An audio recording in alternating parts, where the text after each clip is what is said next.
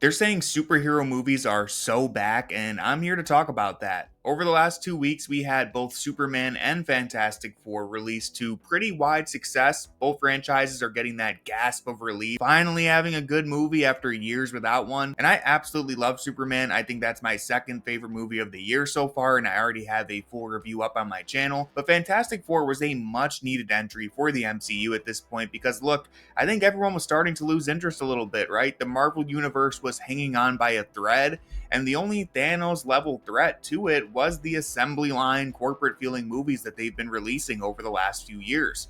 We've seen diminishing returns on each release, and the passion and excitement that we had for this world was almost lost. And that's why I think Fantastic Four First Steps decided basically to just be a soft reboot for the MCU.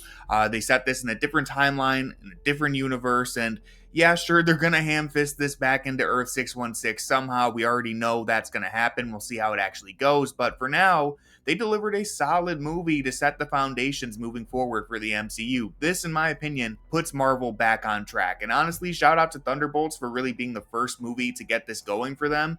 Thunderbolts, I thought, was also really good. And this is back-to-back successes now for the MCU, and they have some real momentum for the first time in a while. And I think the Fantastic Four are one of the only groups of characters that Marvel could have relied on to capitalize with this momentum, because one of the biggest issues they've had with this recent phase of the MCU has been just this lingering question of who's going to be in charge, who is going to fill the void that's been left by Thor, Iron Man, and Captain America no longer being in the fray. We haven't had any characters, at least to me, who have really stepped up to carry that baton just yet. But I have to say, Pedro Pascal and Vanessa Kirby have absolutely run away with it now. These two are phenomenal as the leads. Sue Storm is a complete badass in this movie. Easily the best adaptation we've seen of her character so far. Like, it's not even funny how good she is in this movie compared to the other live action portrayals. And Reed Richards is the leader of the Avengers that we need right now. Pedro has that leading star power that the MCU has kind of been missing recently, and I thought he portrayed the intellectual side of Reed Richards perfectly. I would have liked to see more of Reed in action,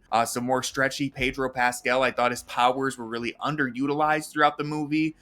The moral dilemma that was at the heart of the story and Reed's role in that was great, but I would have liked to see just a couple more action sequences, right? And really, the entire Fantastic Four rallying together as a family gave this movie a dynamic that we haven't really seen from the other team-up movies in the MCU. Like, Guardians of the Galaxy has some of this by the second and especially the third movie, but even though they are a family, they still have an inherent antagonistic relationship with each other. They all love each other, we know that, but they show it in a unique and funny way. Whereas the OG Avengers, I mean, they weren't even really a family, right? They were just co-workers straight up. They never had that cohesion or chemistry that the Fantastic Four has. And by the way, that's fine, right? They had their different style of chemistry.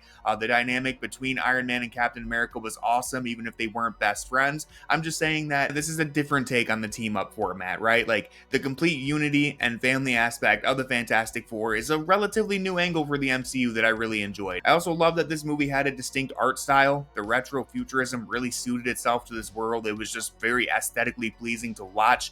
I love the color palette and especially the costumes for the Fantastic Four. The blue and white go so well together, and I think this actually might be my favorite live action superhero costume of all time. It's at least up there somewhere. The score is another standout from this film. It felt like there was some genuine effort and artistic craft just through everything in this movie, right? And that's something that I can't say for a lot of the recent MCU movies. This one has heart. It has vision. It's trying to say something about the world and community building, and it's doing it all in a visually appealing way. It doesn't look like a Tide commercial, which is a huge plus, right? There's some bad baby CGI at one point in the movie, but I'm willing to overlook that. I can give them a pass for that because the rest of the movie feels like an actual movie that had some thought and effort and heart put into it, rather than being just another commercial to sell toys. The last positive that I want to talk about are the villains. Galactus, genuinely scary in this movie. He was fantastic. He's this cosmically large threat that I thought was set up really well and introduced. You can feel the danger that he brings to this world. He has some great ominous lines, and honestly some pretty good CGI to make this character who's this huge, large, like world eater. He felt like a real threat in the movie. It didn't feel like some CGI abomination. I really felt like he was walking through this alternate version of New York. And then wrapping up my video with a few of the negatives, I do think that this movie felt rushed in some key areas. One of that would be Silver Surfer, in my opinion. I thought her storyline was a little bit rushed. We could have definitely used some more Julia Garner because I thought she was fantastic, no pun intended, when she was on screen. Again, there just wasn't enough of it. I think certain aspects of this film definitely felt rushed. Ben Grimm cut short of whatever plot line that they were trying to tell with his love interest and his backstory. Felt like we could have used more of that. Johnny Storm doesn't get enough of the spotlight, in my opinion. And listen, everyone gets their moments, but I don't think anyone in particular got enough of the spotlight overall to leave me feeling fully satisfied. Again, they all get their moments, but I could have used 1 or 2 moments for each character, right? Could have used another 20 to 25 minutes added on to its runtime, and I think that would have been fine. Add some more character stuff, maybe 1 or 2 more fight scenes to show off some of their powers, because this movie, it rightfully speeds past the origin story of the Fantastic Four, because like we already get it, we all know it by now. But I do think in that process, they kind of sped past the exciting part of these movies, which is the superpowers. At the end of the day, we're here to see them doing superhero stuff, and I do think they kind of zoomed past that. I don't think we saw the Four showing off their powers quite enough in this movie, although again, the final act with Galactus was very satisfying. When they were fighting the Silver Surfer and the black hole and all that, it was awesome.